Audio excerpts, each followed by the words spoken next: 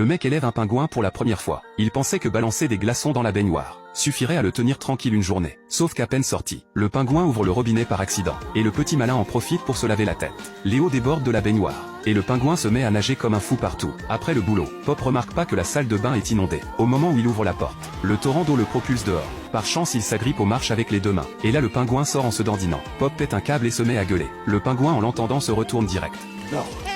Pop finit par se casser la figure. Mais à la base élever un pingouin c'était pas du tout prévu. 2 jours plus tôt il reçoit une caisse en bois par la poste, soi-disant un héritage de son père. En l'ouvrant il n'en croit pas ses yeux. Dedans juste une sculpture de pingouin en glace. Pop est déçu. Mais c'est quand même les dernières volontés de son père. Alors il pose le pingouin sur le meuble bien comme il faut. Sauf que pendant qu'il est au téléphone, le pingouin dégèle et se réveille. Quand Pop se retourne le pingouin a disparu. Alors qu'il le cherche partout, un bruit surgit dans son dos. Un pingouin bien vivant se tient derrière lui. Pop reste figé sur place. Jusqu'à ce que le pingouin crie une deuxième fois. Et là il reprend ses esprits. Jamais il aurait imaginé hériter d'un pingouin. Pop le prend délicatement dans ses bras. Mais avant même de se réjouir, le pingouin lui dégueulasse ses chaussures toutes neuves. Pop est dépité, parce qu'il aime pas les animaux. Et avec le boulot il a pas le temps de s'occuper d'un pingouin. Du coup il le pose dans la baignoire en attendant. Et c'est là qu'on retrouve la scène du début. Pop en peut plus. Il décide de débarrasser du pingouin direct. Sauf qu'après des heures au téléphone, personne veut le récupérer. C'est là que quelqu'un frappe à la porte. Les gens du contrôle animalier débarquent. Ils ont reçu une plainte. Quelqu'un élèverait un oiseau illégalement. Ils viennent le confisquer. Pop est trop content. Mais quand il voit que c'est un pingouin il refuse. Parce qu'un pingouin c'est pas un oiseau selon eux. C'est pas de leur ressort. Ils lui disent d'appeler le service de la pêche, qui le renvoie vers le service des oiseaux aquatiques, qui le refile à la fourrière.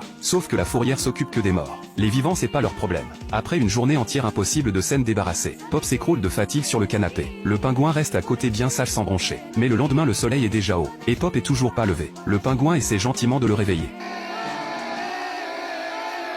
À bout de nerfs il attrape le pingouin, et le balance dehors sans hésiter, le laissant se débrouiller tout seul en ville. Tout compte il part au boulot, quand la réceptionniste l'arrête. Elle lui tend un pingouin et lui dit de le reprendre. Pop jure que c'est pas le sien, mais quand elle sort la vidéosurveillance, et qu'il se voit tout excité à l'écran, les preuves sont là impossible de nier. Il est obligé de reprendre le pingouin. Sauf que l'immeuble interdit les animaux. Pour garder le secret, il doit graisser la patte à la réceptionniste. Et alors qu'il broie du noir, le carton commandé en ligne arrive enfin. Il comptait y mettre le pingouin et l'expédier. Mais du carton sort toute une portée de pingouins. Le vrai cauchemar vient à peine de commencer.